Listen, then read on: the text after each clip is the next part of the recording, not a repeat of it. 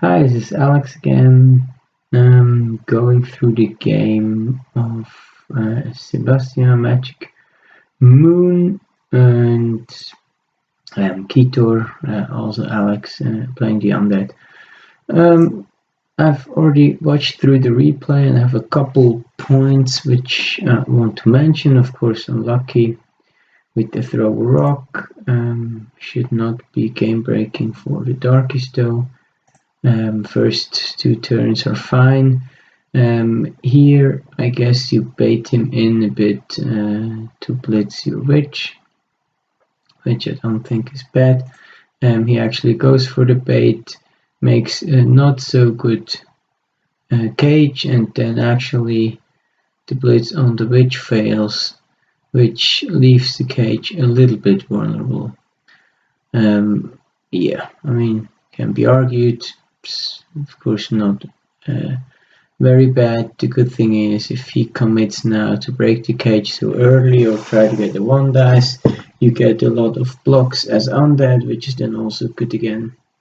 Of course here Seb makes a good play and tries to break open the cage. Here maybe if this guy goes down, no, not here, but one before. If this guy goes down in the first block, then this guy can be blocked away, and then the way is actually free to block this guy 1 dice, even if there's a guardian here. So that could have worked. That's all fine, and then you go for option B, blitzing that to get the mummy away from your player and maybe get another dice here. What I don't see here now is as the this one, the turn is basically over. All you can do is like one more block here and dodge away with this guy who has blotch. So first of all, why not dodge away first with the dodger? And second of all, if you fail this one, I would never use the reroll so early here. That just doesn't give you any value for this turn or next, except maybe 1 block less. But I think it's way more important to have the 3 rerolls for the remaining turns. That's fine. So you use the reroll, and I mean, you see here all really do afterwards is not much added value, I would say. Then fine, I mean, you're down 3 players, you gotta think what you want to do, and I think it's fine to then decide, well, I'm gonna do a very passive defense here, and then probably hunt some ghouls if there's not too much opening on the ball. So then Kithor makes a nice cage over here. So then Seb says, well, I mean, I don't care. I'm just gonna focus the blitz here on the ghoul. These guys even get a casualty on the block, and kind of says, well, I mean, you guys can go down here if you want, but I'm gonna kill these 2 guys, and I'm gonna be back soon enough to pressure you before the end of the half.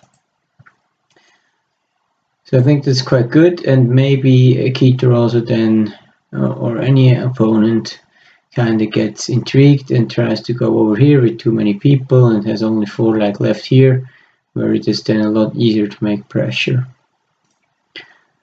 And that happens. So just a quick one before here. There was a go for it here on the ghoul. I don't really see any reason for that. It cost you a reroll. I don't see why you would use the reroll.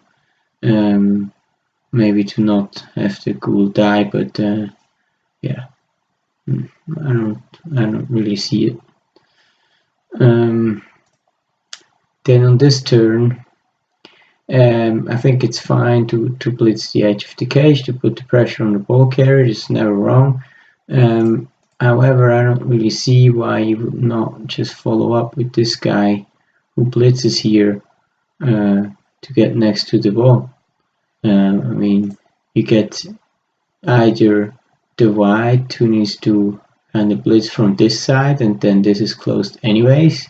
Because once you have one next to the ball carrier, I mean that side is kind of closed, and yeah, I don't. And if you do that, then also you can argue again. I mean, why dodge with this guy first if you could dodge with the witch? 1, 2, 3, 4, 5, 6, 7, and screen there, and dodge with the blotcher here as well first before you dodge with this runner. So always make the moves that don't cost you a reroll first, because I would not use this reroll again either, because it's the last one. You're not going to get any attempt to get the ball, so even if he scores, it's still important to have a reroll for like a 2-turner, so I would never use that reroll here either. No way.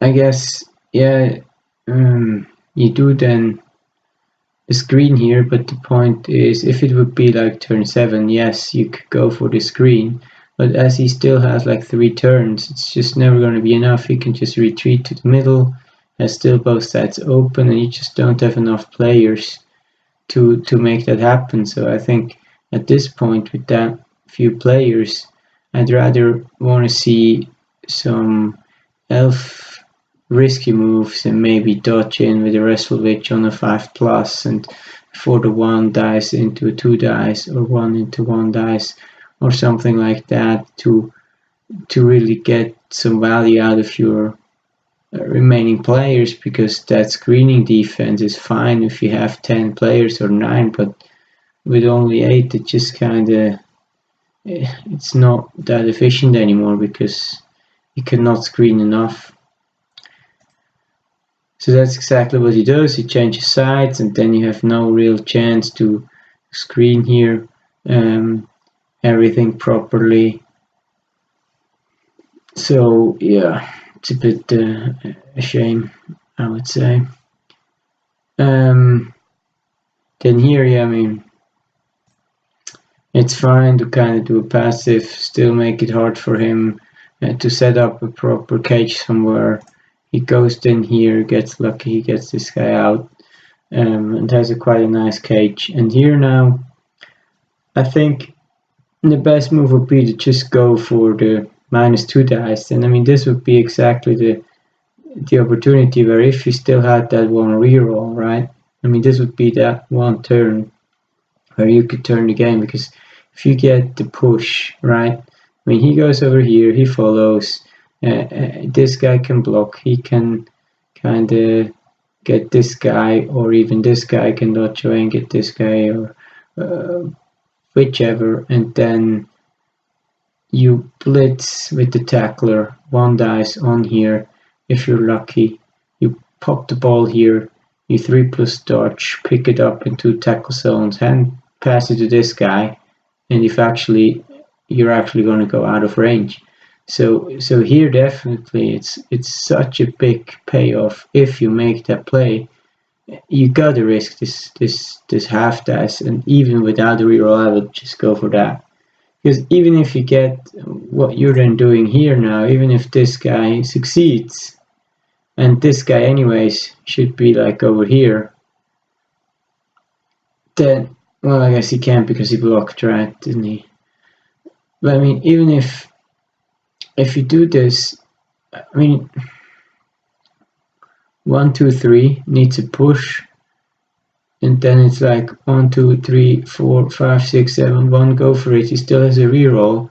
I mean, the odds are way better to pop the ball here, to have a blitz with tackle, and do this -2 dice,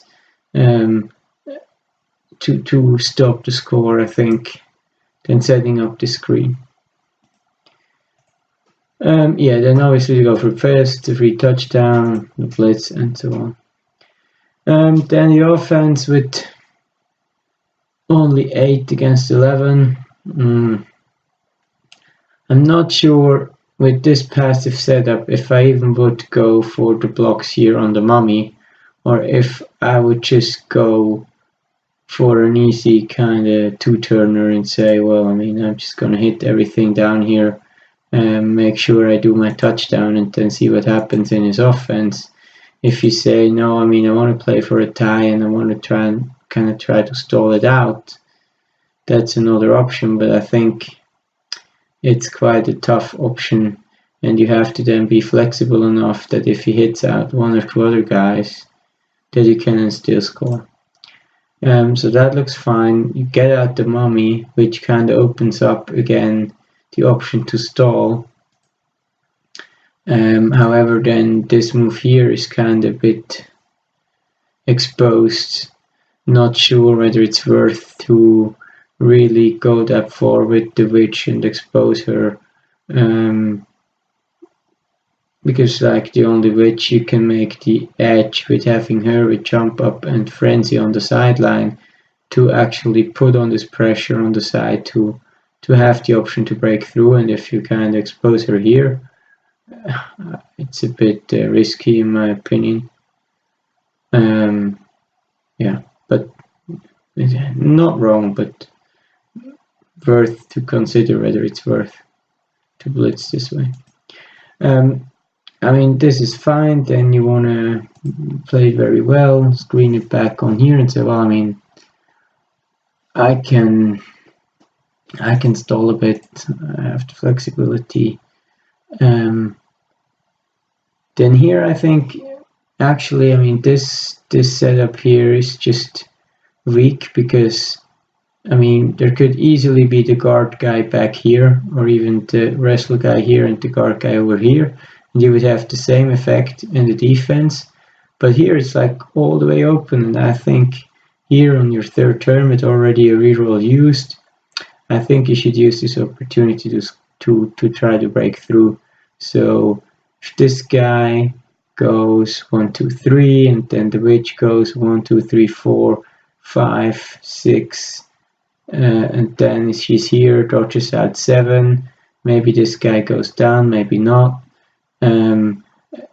Even if not, I mean, you can go like 1, 2, 3, 4, 5, 6, 7. You can get this guy 1, 2, 3, 4, 5, 6, 7, and then you can even dodge around with this guy to screen it off more. And then you have the tackler where you can hit this wrestler to knock it away. And I think this would give you way good enough opportunity to get all your players back here and even maybe then stall another 1 or 2 turns down here. If you can get this guy 1, 2, 3, 4, 5, 6 to screen it off here, you might even get all the players around on the backside of him except like this guy, and then you can kind of stall another 2, 3 turns maybe here and score in a turn 5 where you say he has to take some risks to win, and you might actually break him. You decide to go back and play for the tie, I guess, or play to go around the other side. Yeah, which is also fine. But I think it's getting always harder to get all your players on the other side. And you can't just break away with one guy usually. And you see in here, you always get more pressure. You need to start dodging away with non-dodgers, which might use your rerolls, and then you end up having to do some one dice and some gophers without rerolls, which are very crucial. And I mean, here now it's too late. He can really close the gap, so you have no other chance than going back. You get this one guy up here, but yeah, he's still in range to be blitzed. So I think it's fine now. Finally, now you have to kind of go this way. But you have now your rerolls used up. And then the unlucky only push. So yeah, what you're gonna do? Yeah, try to get there. Have maybe the dump off possibility, but yeah, unfortunately this doesn't work. So yeah. And of course, afterwards, it's always easier to say, you should have scored, because if this would have worked, you probably would have had a pretty good position. But, I mean, I think it would have been a better choice. I mean, either way, then here from Kithor, I think here it should just be 3 spaces, and the ghoul kind of behind the middle guy, still 7 pieces here, because now you get like, if you go to this setup, right, I mean, you have this guy who can actually still reach the ball. You have the possibility to actually blitz with the tackler 1, 2, 3, 4, 5, 6, 7, go for it, which is the 3+2+2+2+2 to blitz the ball carrier out of bounds. I mean, and I mean, it can bounce like here, and then it's like a tie. I mean, that should never happen. I mean, that should never happen. So I mean, even here,